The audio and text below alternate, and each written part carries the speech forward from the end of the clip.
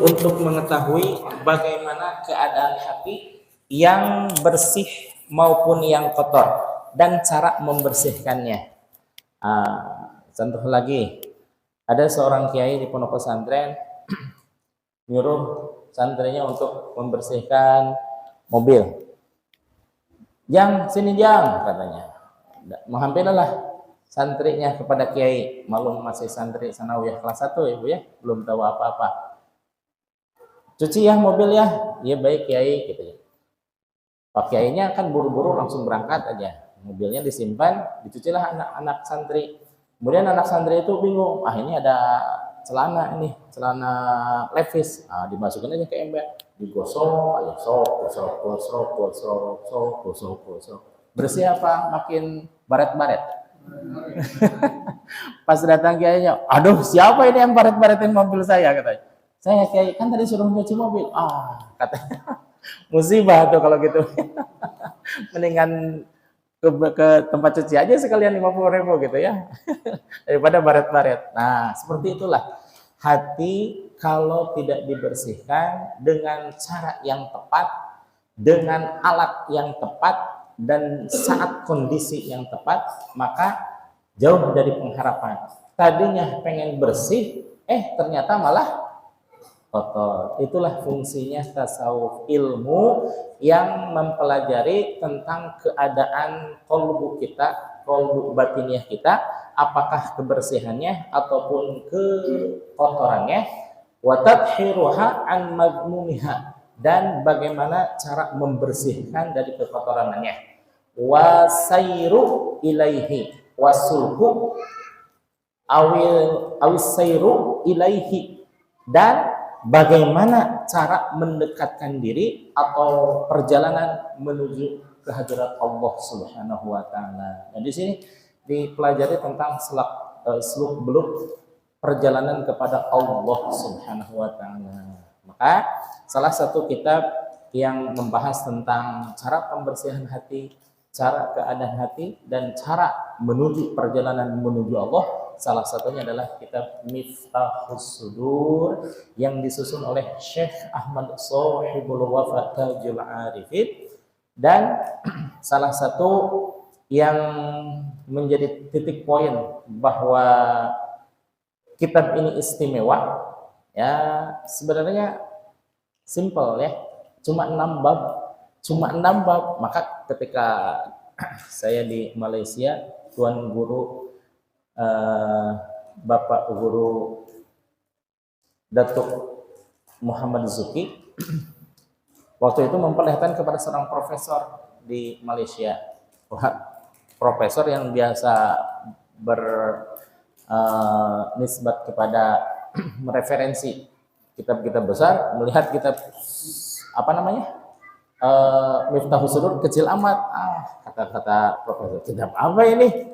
Katanya, jeplak dilempar ke meja. Zuki marah lah. Prof, jangan begitu, katanya. Ini walaupun kitabnya kecil, tapi mengandung manfaat yang sangat luar biasa, katanya. Karena saking marahnya Zuki, orang beliau pun belajar ilmu hikmah gitu ya. Prof, nih saya lihatin, katanya. Saya bakar nih kitab ini. Betul-betul dibakar tidak mempan.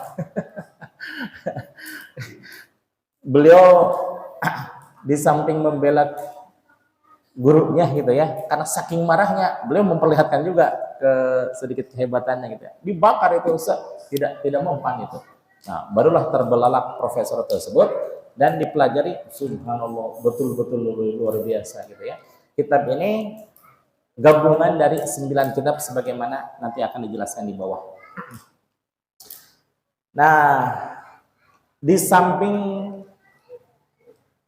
kehebatan dari gabungan 9 kitab ini, bahwa Syekh Ahmad Shahibul Wafa Tajul Arifin itu menuangkan pengalaman-pengalaman yang berdasarkan literatur, yang literatur sesuai, kemudian dituangkan dalam kitab ini, dalam Miftahus Sudur. Jadi insya Allah ini adalah pengalaman beliau. Kan kalau orang Barat menyatakan experience the best teacher, betul ya. Pengalaman adalah guru yang terbaik. Disinilah pengalaman Syekh Ahmad Sahibul Wafa Tajul Arifin tidak hanya dituangkan dalam bentuk ceramah saja kepada santri-santri maupun jamaahnya, tapi dituangkan ke dalam bentuk kitab supaya bisa dipelajari pada masa-masa yang akan datang, gitu ya. Kemarin mukadimah awal sudah kita bahas tentang qad aflaha man zakkaha wa qad khabat man dassaha. Sungguh beruntunglah orang-orang yang membersihkan qalbunya, dan sungguh sangat rugi orang yang mengotori qalbu dan jiwanya. Kemudian musannif menyatakan alhamdulillahi hadzana lihadza. Alhamdulillah, segala puji bagi Allah yang telah memberikan petunjuk kepada kita sekalian akan lihadza, akan agama hidayah ini, agama yang penuh petunjuk ini, dan agama yang diberkahi oleh Allah Subhanahu wa taala. Wa ma kunna, dan tidaklah mungkin, lanah tadiya, kita berada dalam hidayah ini, agama hidayah ini, laula an hadanallah, kalau sekiranya Allah tidak menghendaki kita diberikan petunjuk seperti ini. Jadi kenikmatan terbesar adalah kenikmatan di saat seseorang menyadari bahwa hidayah Allah itu sangat mahal. Hidayah Allah itu luar biasa susahnya. Kenapa disebut mahal? Karena orang yang paling dekat dengan Rasul itu tidak diberi hidayah. Siapa yang paling dekat dengan Rasul? Tentu keluarganya ya, keluarganya. Siapa? Sayyidina Abu Thalib.